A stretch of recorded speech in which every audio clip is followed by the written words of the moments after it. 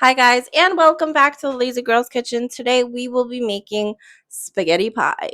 And I have a variation of this on my website already, but I wanted to share with you the combination that my mom would make for us.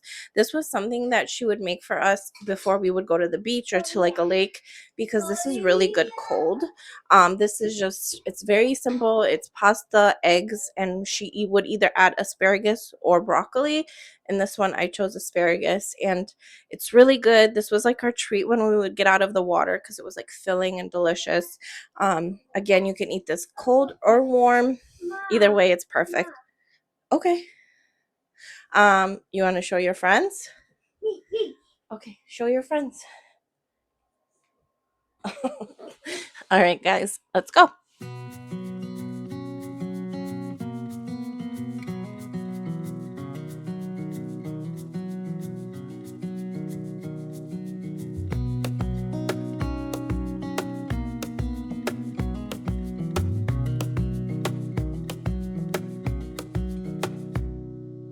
Wish that I could stay in this moment forever, so I can hold you in my arms.